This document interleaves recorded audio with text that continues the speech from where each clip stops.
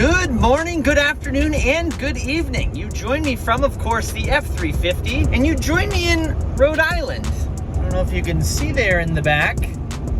There's something in the bed there, and that is an engine, because the last vehicle I bought doesn't have one. Actually, that's wrong. That's incorrect. I lied. It has one, and it is no good. So I drove to Rhode Island to get the replacement. You see there. You might be able to see it. So here it is in its little home. Now, I basically dropped this thing off the trailer and got it in here as quickly as possible so that I didn't have to run the engine that I know is bad. My neighbor Steve, who is a mechanic, told me, you really shouldn't run the motor, but you can move it around. You can use it to move it around if you must. And because I'm an idiot, I am going to use what's left of the life of this engine to start it up so you guys can hear it. And then I'm going to back it out quick, show you guys around it real fast, and then put it back in here before it goes under the knife. Because the next time it leaves this little shed, it will be running again under its own power, under new power. New factory power, I should say. It's not getting an engine swap. I don't know enough for that. You're lucky I love you guys. Here goes nothing. You have got to be shitting me. Balls. Come on. All right, second attempt. Let's see it. Oh yeah, that's good.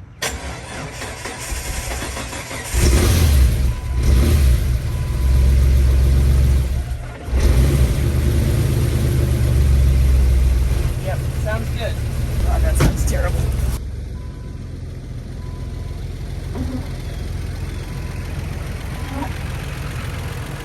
Now, I know what you're saying. What is wrong with me? Just hear me out. Hear me out, okay? So here it is, my new 2001 Jeep Wrangler TJ. If you come around to the side, it doesn't really have the thing that says. Instead, it has a Grateful Dead thing. But it has this little badge you'll see down here, which I didn't really see before I bought it. So it turns out then that I came across a pretty special Wrangler. As it turns out, this is a 60th anniversary edition Wrangler, made only for the 2001 model year.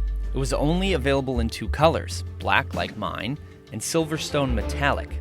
All 60th anniversary Wranglers came fitted with the 4-liter straight six, those body-colored fender flares and rocker sills, full metal doors, special floor mats that I don't have, canyon wheels, which I don't have, and 30-inch tires, which I also don't have. AC, AM/FM radio with a subwoofer, and the fog lamp and tow hook group. Only 1,862 60th anniversary Wranglers were built in black. The other 2,200 were painted silver, which makes this little Jeep pretty special. I had no idea, and that's not really why I bought it. But as you can see, this thing needs lots of work. And this is just the outside. So that little baby 4-liter in there got coolant into the oil. The mechanic or whatever, the previous owner's mechanic, I think, told him that the head was warped, which is really, for a normal person, yeah, it's death to an engine, basically. But for someone like me, an idiot, with limited mechanical knowledge and skill, I wouldn't even give myself that much, actually.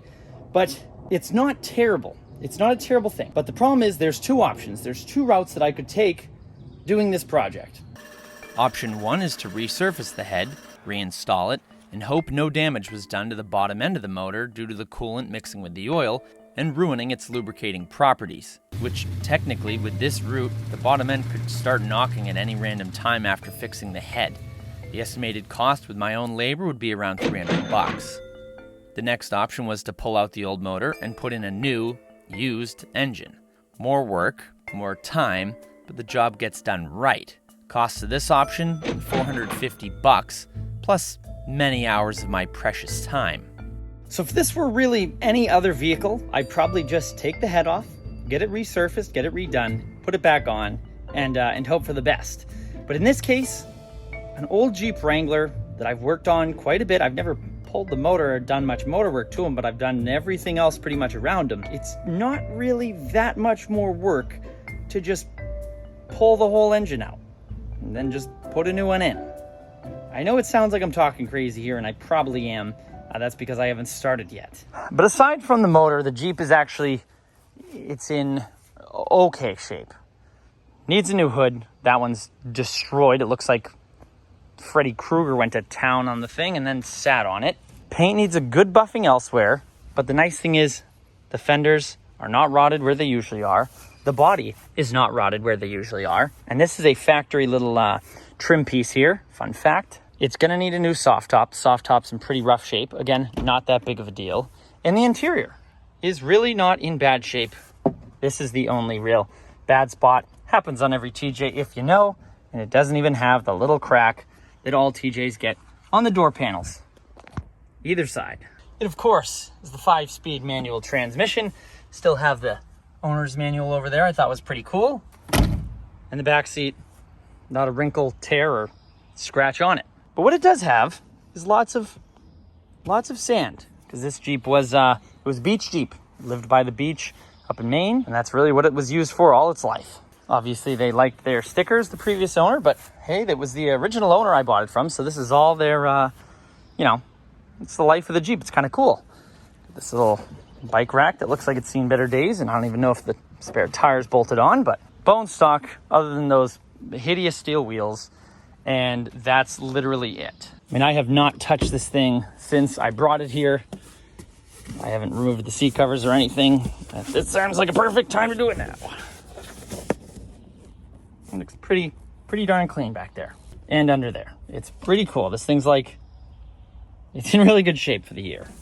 And that's also because it does only have 81,000 original miles on it. Pretty cool. So the body's in good shape. Frame is a little crusty, and one body mount is a little soft. I'll have to address that soft, I should say. And that thing hanging is, well, that was because I started pulling the inner fender liner to start spraying some of the bolts. I knew I was going to need to spray to get that motor out. All in all, really, it's not in bad shape. Motor, we'll see how that goes. Soft top, one little body mount underneath, and then a good cleaning and a hood, which I'll be able to find used. Same with a soft top maybe, or maybe I'll just put a hard top on it. But all in all, it's really not in bad shape. Now it's time to start it back up, see if it starts, put it back in that garage, because when it goes in there, it's not coming out until it has a new motor in it. All right, pressure's on me here. Come on.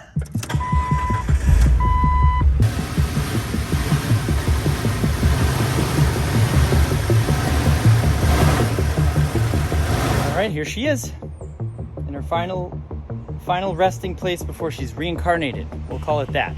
Nothing else to do but start digging in. I've never done this before. First things first, we spent way too long trying to find the right wrench so we could remove the battery terminals. Next, we took off the air intake tube and did some brainstorming on what to do next. And I decided that best next step was to pull the tire and remove all the bolts holding the fender to the Jeep. This really isn't a hard thing to do. I've done probably 10 fenders on Jeeps by this point, and it's not necessary to do when pulling the motor, but it does give you a ton more room to work. All right, so the fender's off, and it should not take that long. I battled for a very, very, very long time on one of the bolts down here that decided that it wanted to misform itself, change shape. And it wasn't a straight shot to hammer on a different socket, so I tried a million different things. I couldn't get it. I had to cut it off. I got to keep moving forward, keep making progress with this thing so that I don't slow down. But now that that's out of the way, I put the tire back on so I could roll it back a little bit, roll the Jeep back, because it is on and off pouring all day here today, and everything's getting soaked and disgusting. But now that that fender's off, we can start moving on the grill. I don't think you need to remove the grill, but it's just going to make it easier having it all out of the way. I might not actually remove it. I might just tilt it forward. But for now, I'm going to start the process of removing it. And with that, removing the radiator and whatever else I find out along the way. First, I removed the grill support bars, or whatever you'd like to call these things, and then took part in a long battle with the 4 bolts that hold the fender to the grill on the other side. My brother Tyler saw how much fun I was having and decided he wanted to join. So we started pulling a headlight, which is what I thought I needed to do to get the harness out of the grill, but I was wrong. So after cussing myself out for wasting precious time, Ty reassembled the light, and I decided to try what coolant tasted like as I drained the radiator. Most of it not going in the bucket, but all over the jack. Then it was time to drain the oil coolant mix out of the engine, a process that took quite a long time because there was 3 times the amount of liquid in the oil pan than there should have been. This, of course, because of the coolant that was leaking in. Good morning, and welcome to day 2 of this shit show. I'm sorry, excuse my language, this mess. Just kidding, it's really not that bad. Yesterday was just, I fought with 2 bolts on each of the fenders. Even though I pre-soaked them for a little while, I just had the hardest time getting these 2 bolts off. Same bolt on both fenders.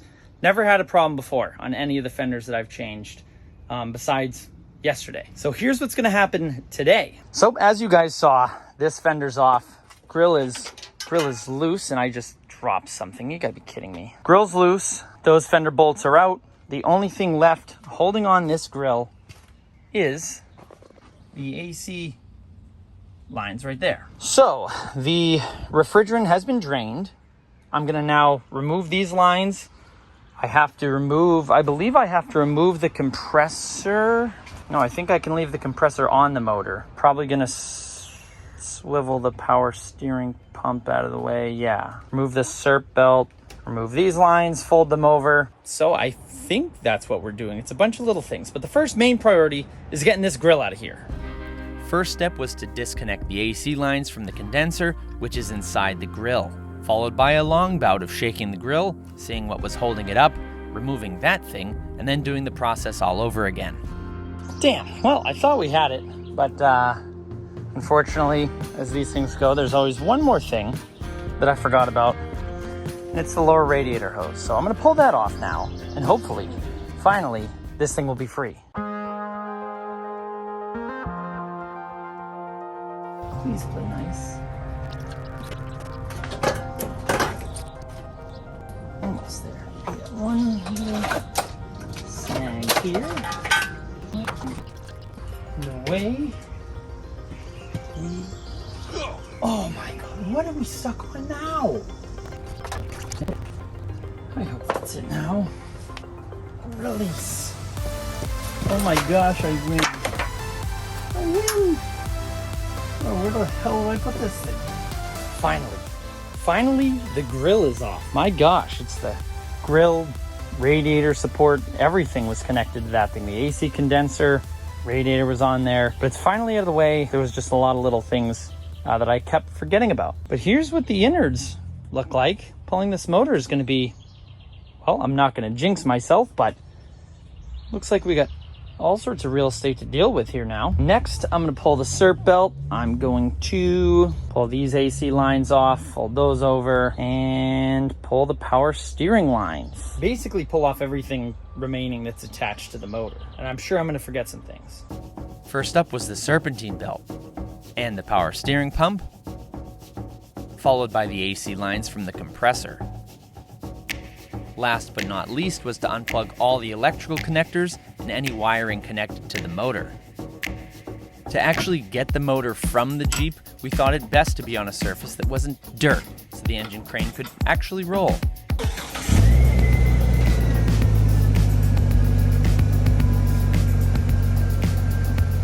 Good. Okay, go ahead. So we used one Jeep to pull the other Jeep up into the driveway to finish up getting the old motor ready to come out.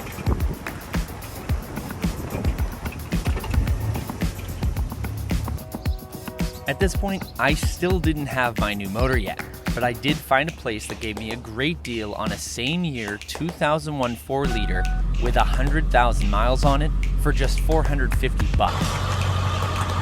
And when it was finally ready for me to pick up, I made the trek down to Rhode Island in the trusty 7.3 Power Stroke and loaded up the new engine. Later that day, Dad and I pulled the motor out of the back of the truck and set it on an engine stand, and began hitching up the old motor to the crane. Not to my surprise, my dumb ass forgot a lot of other little things that needed to be disconnected before the old motor could come out. So thankfully, Dad helped with that. And while I worked atop the motor, he was down below removing the bell housing bolts holding the engine to the transmission. But finally, the next morning, after partway through a brutal rainstorm, we finished removing the motor mounts and a few miscellaneous things, and lifted the motor out of the Jeep. At this point, I would have liked to be jumping for joy and cracking open a cold celebratory 9 a.m. beer, but Dad doesn't like to stop working. So he unbolted the clutch and the flywheel, and we mounted the motor onto another engine stand.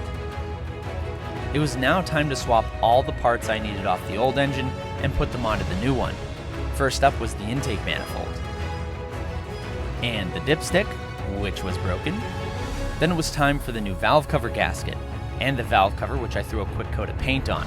All right, we're moving right along with these Jeep motors. So far, we have everything. Don't mind the mess. This is all me. I've created quite chaos back here in the garage with this little project, but it's all right. So we've got the valve cover painted, new gasket, it's bolted on.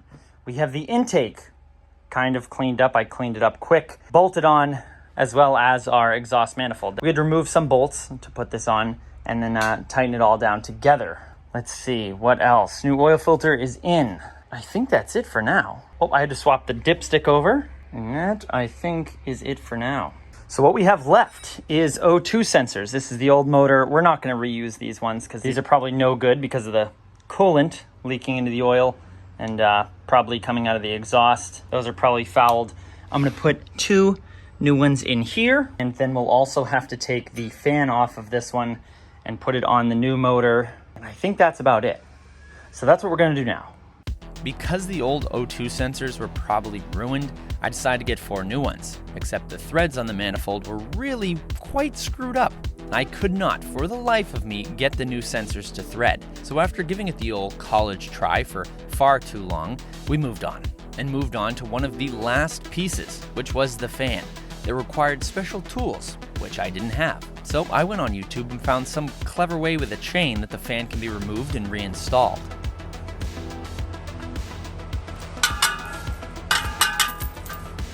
All right, so now that the motor is just about ready, well, it is ready. I'm actually out back looking for one more piece I left in the tent, but it's just about ready to go into the Jeep. So that is where I'm gonna cut it off for now. To keep this video from being like 3 hours long, I don't even know how long it is now. It's felt like I've been working on this thing for months. But to keep this one from being like 3 hours long, I'm gonna end it here. So stay tuned for next video where we actually put this motor into the Jeep and answer the question, does it start? Does the motor I got even run? There's a lot of big question marks here. So stay tuned for that. And thank you guys for watching. Happy motoring.